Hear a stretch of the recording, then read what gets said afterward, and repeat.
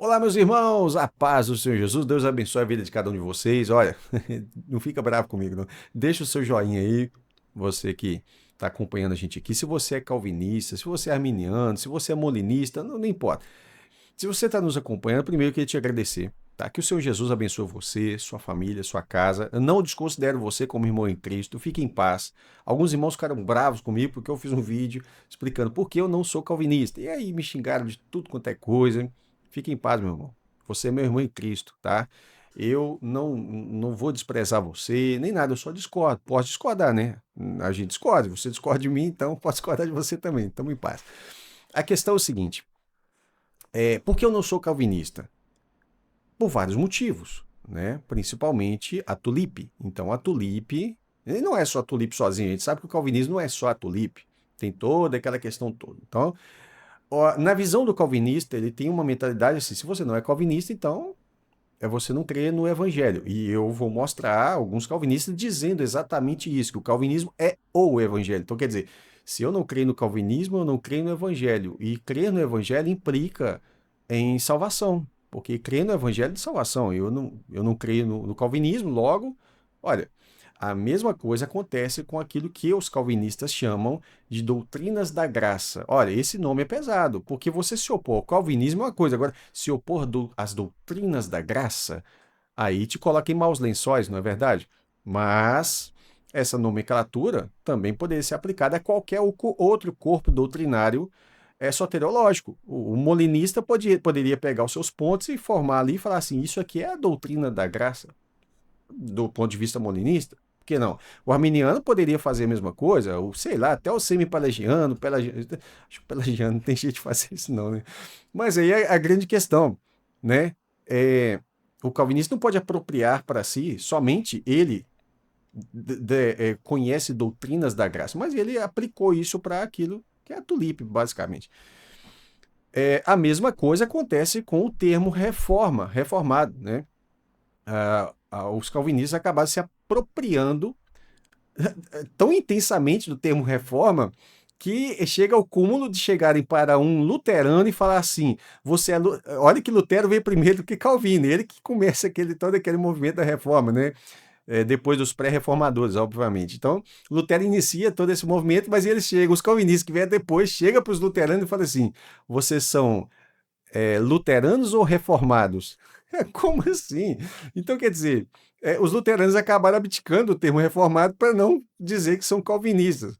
E os calvinistas se apropriaram desse termo exclusivamente. Então, isso não faz o menor sentido. Então, essas questões, assim, a gente vai definir porque os calvinistas eles fazem redefinição de termos e acaba impossibilitando um diálogo propriamente dito. Então, por exemplo, soberania. Para o calvinista, soberania é do ponto de vista dele, ponto final. Ou você se acopla a essa definição de predestinação, eleição, soberania, enfim, diversos outros termos que ele vai usar do ponto de vista dele e que, por exemplo, né, ordenar. Quando Calvino fala de ordenar, as pessoas dizem: não, Calvino não está falando de ordenar. É porque no contexto dele, na época, ordenar não era ordenar, era uma outra coisa. Mas como assim? Então, esse tipo de redefinição de termos que foi feito tem que ser desconstruído. Peraí, né? O que é soberania do ponto de vista bíblico? Ah, não, mas o nosso ponto de vista é bíblico. Beleza, o ponto de vista é calvinista sobre soberania implica nisso, nisso e nisso, mas então quer dizer que quem não crê dessa forma, que vocês estabeleceram esse critério, não crê que Deus é soberano, nenhum cristão duvida da soberania de Deus, nenhum cristão duvida da onipresença, onipotência, onisciência, né? Sei lá, pode ter algum grupo maluco aí que duvida disso, não sei. Mas ninguém duvida. A predestinação. A predestinação não é uma exclusividade calvinista e eu discordo da visão calvinista acerca do que é predestinação. Ah, mas você tem que explicar. Mas você quer que eu faça tudo num vídeo só? Calma, paciência, rapaz. Então, assim, o que é predestinação? A própria eleição, eu discordo do ponto de vista calvinista do que é eleição, biblicamente falando. Né? Ah, mas em Romanos 9? Calma, nós vamos falar sobre Romanos 9, mas que pressa, que é afobação, não é assim não. Então, quer dizer, olha quanto material eu estou aqui, ó. Com Wayne Grudem, por exemplo. É um teólogo calvinista, né? Teologia sistemática do Wayne Grudem, né? Gosto demais do Wayne Grudem, tá? Norman Geisler e tantos outros teólogos. A verdade é que no Brasil você tem muito pouco material, quase nada, de material teológico que não seja calvinista. Ou seja, na verdade, para que se haja um diálogo em uma balança equilibrada, deveria simplesmente parar de fabricar material calvinista. Não estou falando que é para parar, mas eu estou dizendo assim, deveria parar e começar a produzir outros, porque durante todos os anos que a gente tem aí de produção literária na questão teológica, a grande massa de materiais, de livros que você tem, de sites, de blogs, de páginas e de canais e tal, a grande maior parte, os calvinistas não são a maioria no Brasil, são a minoria, mas a grande minoria, né? Esse pleonasmo necessário. Mas eles têm, na área teológica, eles são aqueles que mais gostam de debater teologia, são os que mais gostam de estar falando sobre teologia. Se uma pessoa vou dar um exemplo aqui, né? É um assembleiano, por exemplo. Ele não vai para a internet ficar falando de teologia, ele vai para a internet falar do evangelho. Aí você vai falar, mas teologia e evangelho é a mesma coisa. Não é a mesma coisa. Ficar debatendo teologia é uma coisa, ficar pregando o evangelho, falar de outros assuntos relacionados à fé, não é necessariamente o aspecto daquela ênfase no estudo teológico necessariamente. E as igrejas que não são, não vou chamar de reformadas, tá? Os calvinistas se chamam de reformados, mas do meu ponto de vista, reforma está relacionada a todos os protestantes de modo geral. Mas eles atribuíram para ser esse termo, mas eu não vou me referir aos calvinistas como reformados. São calvinistas e ponto final. Muitos outros grupos fazem parte daquilo que poderia ser chamado de reformado. Mas vamos lá. Eu sei que alguns batistas vão ficar bravos comigo, porque eu chamei eles de reformados. Mas entenda o contexto do que eu disse aqui, todos os grupos cristãos pós-reforma, que estão ali dentro daqueles 5 solas, né, e etc. Ou seja, para ser reformado tem que estar relacionado às 5 solas e não ao tulipe. E é isso que foi a inversão da redefinição do termo. Associar a reforma à tulipe ao invés de associar a reforma aos 5 solas.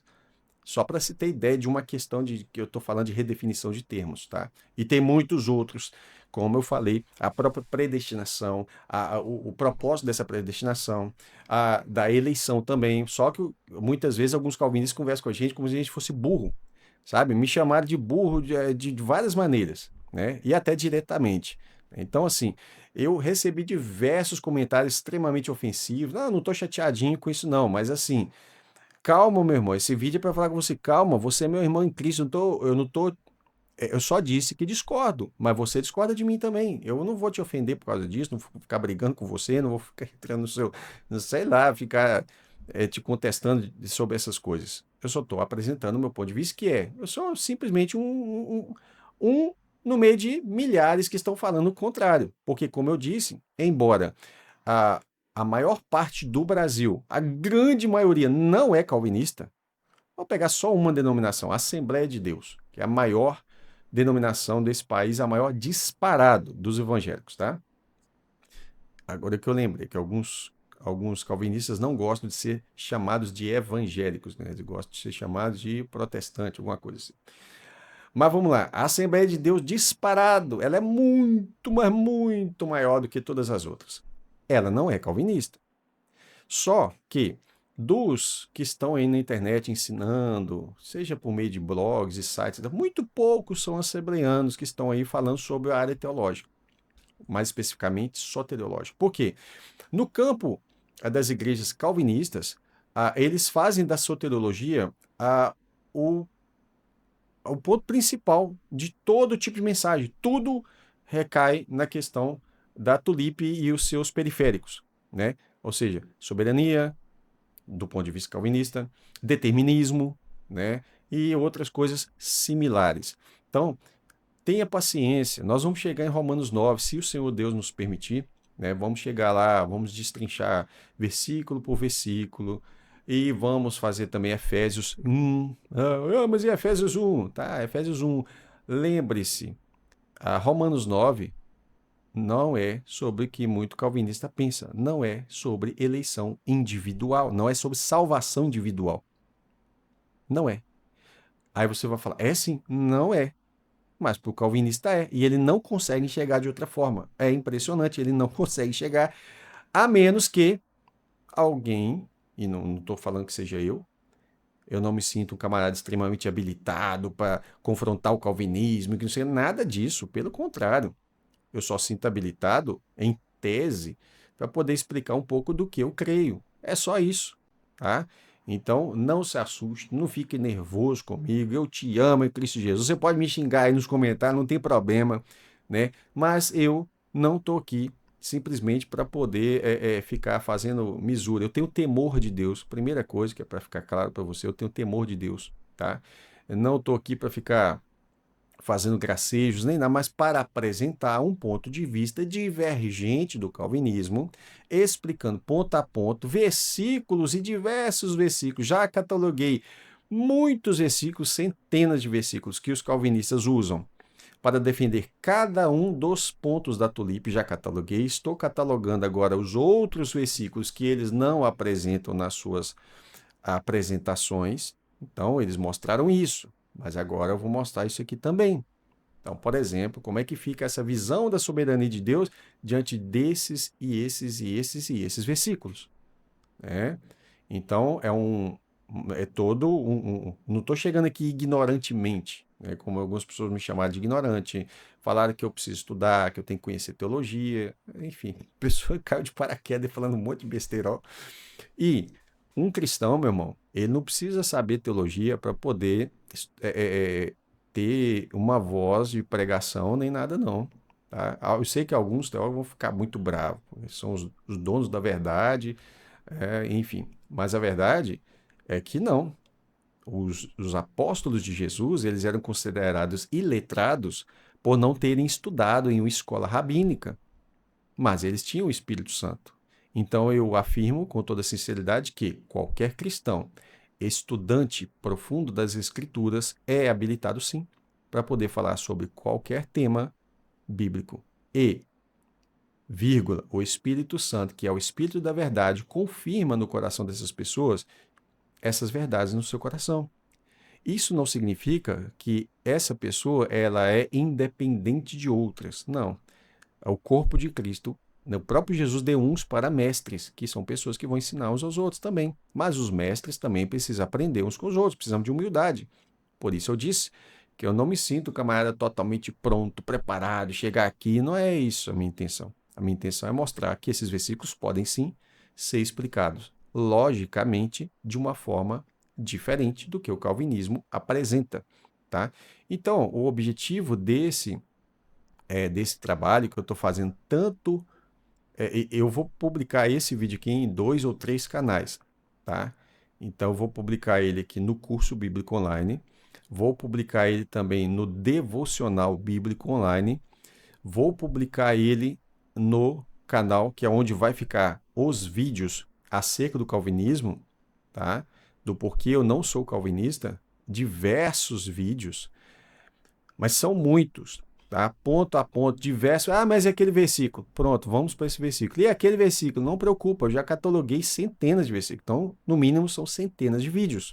Pode ficar tranquilo, nós vamos chegar lá, tá?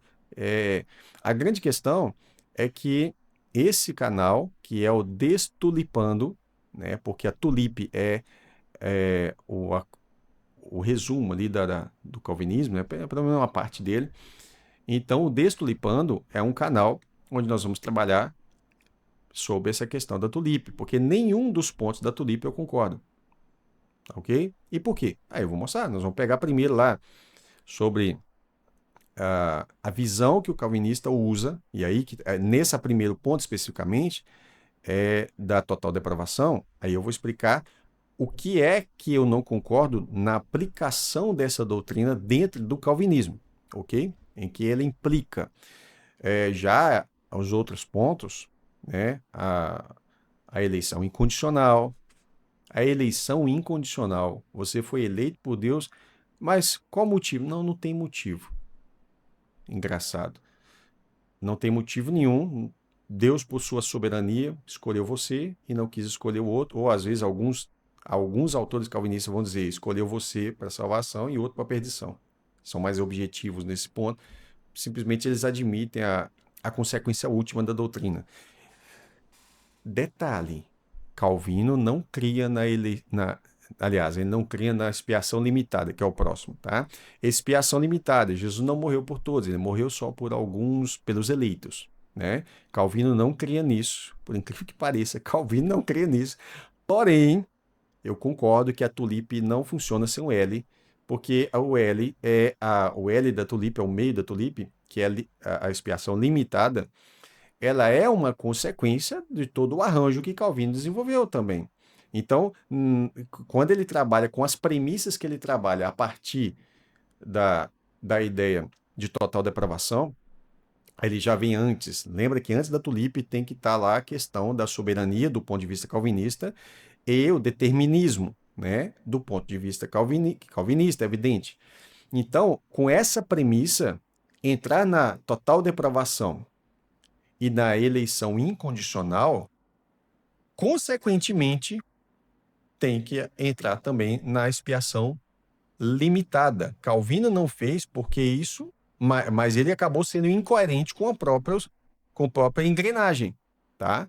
Então, desenvolver essa engrenagem posteriormente, é verdade, mas os que desenvolveram foram coerentes com essa engrenagem que foi pré-elaborada por Calvino e também outros, né?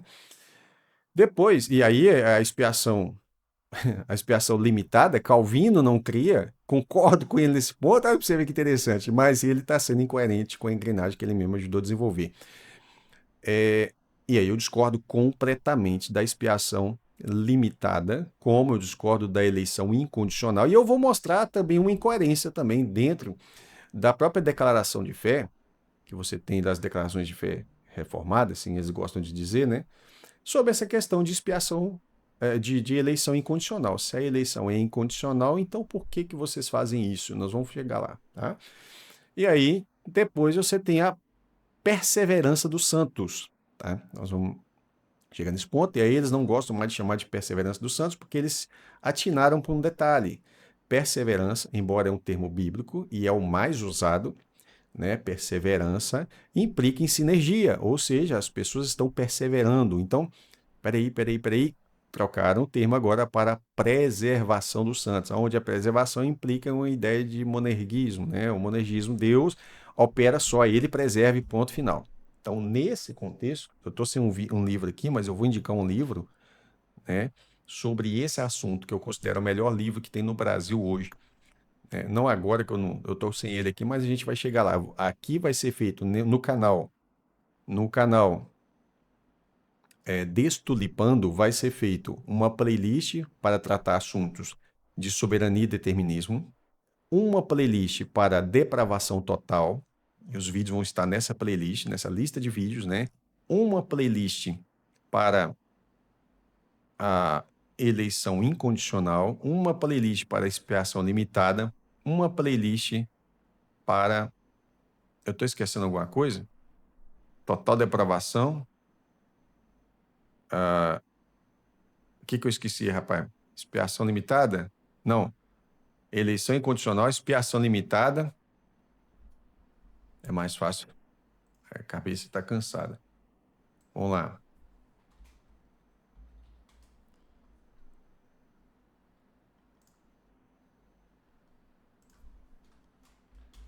Vamos lá. Total depravação, eleição incondicional, expiação limitada, graça irresistível. Esqueci desse ponto, né? Isso aí foi definido lá no Sínodo de Dort. No Sínodos de Dort, né? Então, graça irresistível, ou seja, a graça de Deus é irresistível quando ela vem para um eleito. Então, isso aí posteriormente foi bem elaborado durante os anos, né? Então, a graça é irresistível para um eleito. Então, quando você começa a mostrar na Bíblia que a graça pode sim ser resistida, aí ele diz, não, mas é para um eleito. Embora isso aí a gente vai mostrar também sobre essa questão na Bíblia, que é possível sim resistir à graça, inclusive os próprios cristãos, né? Eles são convocados a não resistir à graça de Deus. Mas, por fim, tem a perseverança dos santos, que eles estão mudando para a preservação dos santos, porque fica realmente um pouco estranho alguém que prega monergismo dizer sobre perseverança. Então, estão mudando para preservação, mas não faz a menor diferença, tá? Então, essa questão também nós vamos trabalhar todos esses pontos. E eu vou mostrar por que que eu sou contra todos esses pontos. Lembrando que o primeiro ponto eu vou explicar por que da aplicação dele, que eu discordo dele, mas eu discordo da aplicação que é feita da total depravação no calvinismo, tá bom? Então é isso aí. O vídeo ficou um pouquinho longo, mas você já sabe, nesse novo canal que a gente começou recentemente, que é Destulipando, nós vamos fazer uma playlist para cada um dos 5 pontos da tulipe, mas antes também vai ter uma outra playlist que é onde vão ficar os vídeos relacionados ao determinismo e à soberania, né, o que eles chamam de soberania. Então, soberania e determinismo vai ser uma playlist e cada um dos outros 5 pontos serão, né, ali apresentados de acordo com o seu assunto. Então, se eu fizer um vídeo hoje, amanhã, sobre graça irresistível, vai ficar na playlist Graça Irresistível. E assim sucessivamente, tá? Cada um deles. Então, de novo, eu quero pedir aos irmãos aí que ficaram bravos comigo aí, por favor, tenha paciência, né? Ore por mim, né? Para que Deus nos dê sabedoria, para que Deus nos dê prudência, né? Lembrando, eu tenho o temor de Deus. Eu não estou aqui para ficar fazendo bobeira. Eu estou aqui realmente para apresentar o meu ponto de vista, porque que eu discordo. Há muitos anos as pessoas têm perguntado, então não custa nada eu começar a falar. Só que eu pensei, se eu for fazer uma playlist sobre isso lá no curso Bíblico Online, vai chegar uma hora que eu vou mudar o foco do canal, né? Eu vou ficar ali só falando sobre isso. Não, então eu abri um canal especificamente para falar sobre esse assunto, vai ficar lá, né? Com certeza tem muito assunto para falar, vai estar bem, ele vai estar com muita frequência de vídeos, tá? Então semanalmente você pode esperar um, dois ou talvez mais vídeos lá, procurar fazer vídeos objetivos pequenos, né?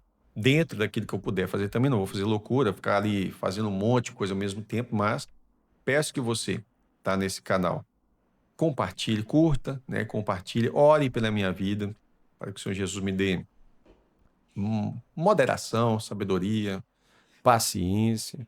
Repito, os irmãos que estão xingando aí, não vou falar pode xingar, porque não pode, a gente não pode ficar xingando, né? Mas não precisa de você ficar bravo comigo, não, tá? Só porque eu discordei de você, não. Deus te abençoe. Se você não gostou mesmo, você ficou assim, não quero saber disso, é só não inscrever nesse canal aí, não. Deixa esse canal para lá, deixa isso aí para os que não concordam com o calvinismo e pronto, final, né? Agora, se você quer ficar ali assistindo, cuidado para você não destulipar, viu? Então, é isso aí, tá bom, meus irmãos? Que Deus abençoe você em Cristo Jesus. Como eu já falei de teólogos bons aqui, que são diversos teólogos ali que em diversas áreas auxiliam, né, as pessoas em diversas partes da teologia. Ah, mas o Wayne Grudem, você vai concordar com a soteriologia que ele prega? Não, eu não concordo com o calvinismo, ponto final. Mas ele vai trabalhar outros pontos ali, né? Ele e outros também.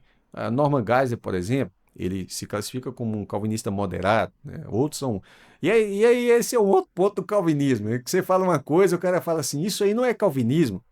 Aí você fala, claro que é, ele é calvinista. Fala, não, mas ele é hiper calvinista, eu sou um calvinista moderado. Aí você fala outra coisa, ele fala, não, mas isso não é calvinismo. Aí você fala, como não? Ele, não, isso é porque ele é infralapsariano, eu sou supralapsariano. Então, assim, o calvinismo, ele vai, assim, ele é igual uma cebola, sabe? Tem um monte de camadas nele ali que cada um fica falando que o outro não é calvinista. E, no fundo, todo mundo é calvinista. Então, assim, é evidente que eu vou procurar trazer as citações dos calvinistas para mostrar, isso aqui sim é uma citação de um calvinista, então o calvinismo ensina isso aqui, tá? Alguns só acreditam vendo, então, e eu concordo também, tem que trazer lá a referência, onde que está isso, em qual livro, em qual página, né? Enfim, vamos fazer isso também, pacientemente, né? A ideia é simplesmente mostrar, ó, isso aqui é como os calvinistas explicam esse versículo. Todos aqueles que o Pai. Tem alguns versículos que já são mais batidos, né? O que o Pai me der virão até mim, atrairei, etc e tal. Enfim, lembrando aqui rapidamente de vários e vários versículos que alguns irmãos vêm citando, mas em especial Romanos 9. né? A questão, Romanos 9, Romanos 9. Romanos 9 é apenas uma porção, uma partícula pequena de uma carta inteira, né? Inclusive, carta essa que é casada, vamos dizer assim, é uma carta gêmea com a carta aos Gálatas. Então, nós vamos falar sobre isso. Eu acho que seria bom, talvez, fazer uma playlist exclusiva sobre Romanos 9, alguma coisa assim, né? Não sei. Vamos pensar direitinho. Mas é isso aí. Ore por nós. Deus abençoe você em Cristo Jesus. E até a próxima oportunidade, se Deus quiser. Tá bom? Fica com Deus aí.